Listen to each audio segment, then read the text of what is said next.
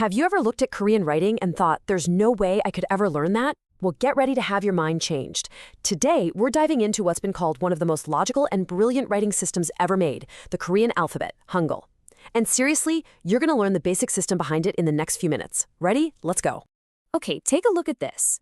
At first glance, it probably just looks like a bunch of cool-looking circles, lines, and squares, right? It seems pretty complicated.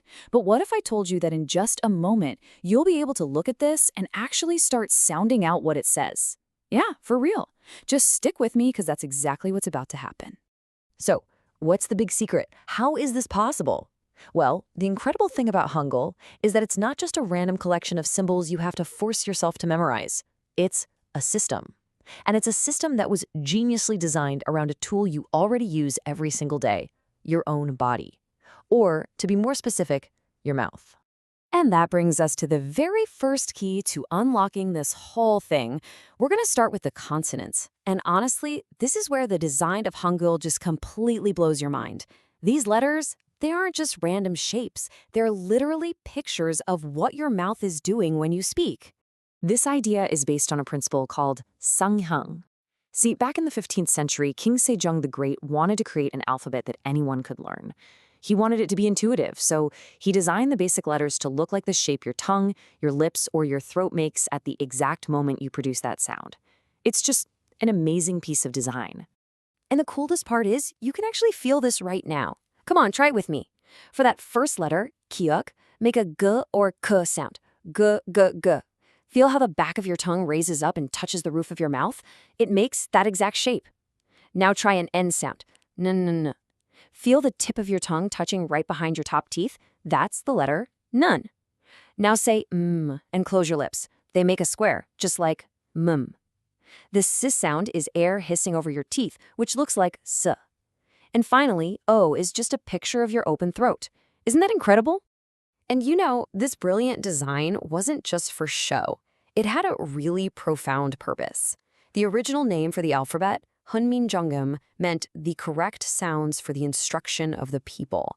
King Sejong truly believed that everyone, not just the wealthy elite, deserved to be able to read and write. This alphabet was his gift to them. But the genius doesn't stop there. Once you know those 5 basic consonant shapes, the rest of the consonants are built on a super simple rule. Basically, if you add a stroke to a letter, you're adding more sound to it, usually a little puff of air. It's a principle called gahuk. This is the perfect example. So, you start with n, our basic n sound. Your tongue is in pretty much the same position for a d sound, right? So you just add a line on top to make d. Now, if you want an even stronger, breathier t sound, you just add one more line in the middle to make t. See that? It's a logical, visual, step-by-step increase in sound. So, we've got the consonants. Now, let's move on to the vowels and see how we put all this together. And if you thought the consonants were clever, oh boy, the vowels are even simpler. They are all made from just 3 basic shapes that represent a philosophical view of the universe. These right here, these are the 3 building blocks for every single vowel in the Korean language. A dot that represents the heavens, a horizontal line for the flat earth, and a vertical line for a person standing right between them. This beautiful concept is called Chun-ji-in, or heaven-earth person. And from just those 3 simple shapes, you get every other vowel. It's like simple math. You combine the person line E with the heaven dot A on the side, and you get A, which is the A sound. You put the heaven dot on top of the earth line U, and you get O, the O sound. It's that easy. All right, so now we know the consonants and the vowels. The final piece of the puzzle is how we put them together. See, unlike English, where we just write letters in a long line, Hangul groups them into syllable blocks. The best way to think about it is like building with Legos. Each block is one single syllable, and all the pieces fit together to make a neat little square. And the rules for building these blocks are incredibly simple. If you've got a tall vertical vowel like A, the consonant just goes on the left. So our gyok plus A becomes ga, pronounced ga. If you've got a wide horizontal vowel like O, the consonant sits right on top. So gyok plus O makes go, or go. Easy, right? So you're probably wondering, what about syllables that end in a consonant, like the word han in Hangul? That's where something called the Batchim comes in. And it's super simple. It's just the final consonant in the syllable. And it always, always goes at the very bottom of the block, tucking in neatly to complete that square shape. Now, you might be thinking, whoa, okay, any consonant can go on the bottom? That sounds complicated. How many new sounds do I have to learn? But here is another piece of Hangul's pure genius, and it's a huge relief. No matter which of the many different consonants you see at the bottom of a block, they can only make one of 7 possible sounds when they're there. That's it, just 7. This is such a great shortcut. So for example, if you see a kiak, or a ke at the bottom of a syllable, they all just get pronounced as a soft, unreleased K sound. And look at that third row down. All of those different letters, diet, tiet, siet, siet, chiet, chiet, and hit, when they're sitting at the bottom, they all just simplify down to a clean T sound. This makes pronunciation way, way easier. All right, that's it. You now know all the basic rules: mouth-shaped consonants, cosmic vowels, Lego-like syllable blocks, and a super simple system for final sounds. The theory lesson is officially over.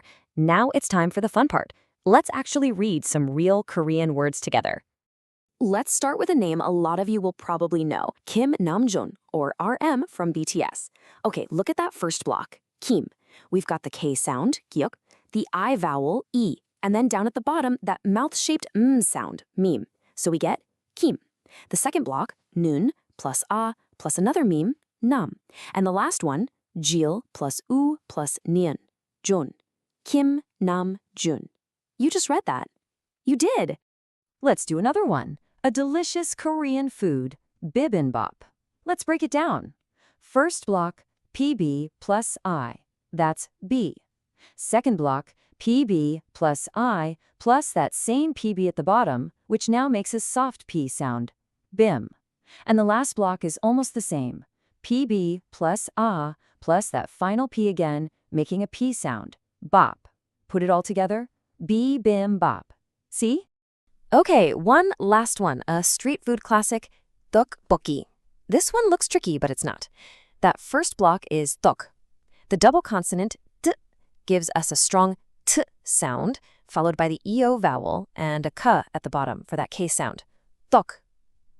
The second block is bok, b, o, and a double kik at the bottom, which also just makes a K sound, bok.